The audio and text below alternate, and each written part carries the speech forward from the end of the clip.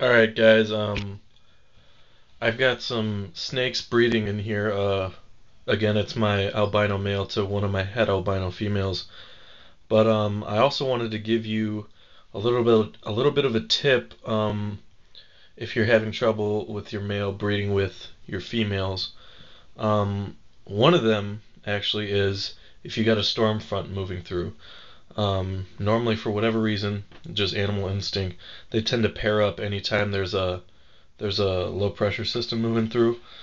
So anytime there's going to be any sort of precipitation or any kind of storm or whatever, for whatever reason they seem to lock up a lot when that happens. And also,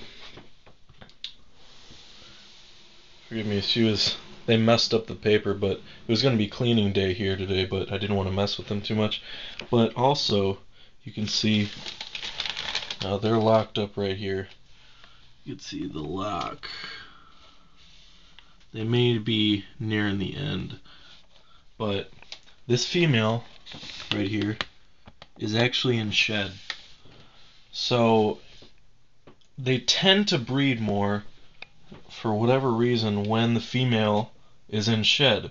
But on the opposite end of the spectrum, when the male's in shed, there doesn't seem to be any kind of activity at all. The male's not interested, he won't breed. But normally, when the female's in shed, you're going to get locks.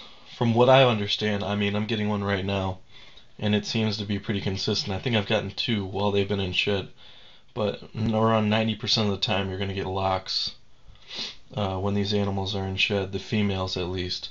So that's just another tip if they're not seeming to breed for you, you might want to try that. I definitely wouldn't let the fact that she's shedding turn you away from introducing a male in there. I'd actually introduce a male in there sooner if I noticed that she was shedding, even if it's not time for his or her rotation. I mean, depending on if he's had enough rest or not. What I'm doing is, I think I'm cycling him in 3 days and then out three, 3 to 2, and then I'll give him, another 3 days with the other female, and I'll do that a couple times. Then I'll give him a break because he's only breeding two females.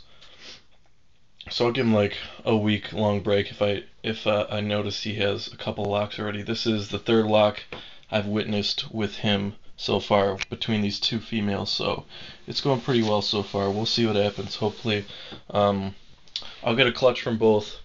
Maybe one. They're both first-time breeders. They're in the 14 to 1500 gram range, so they're right in the range to start breeding. I believe this is also their third winter too. So stay tuned, guys. I'll have more updates later.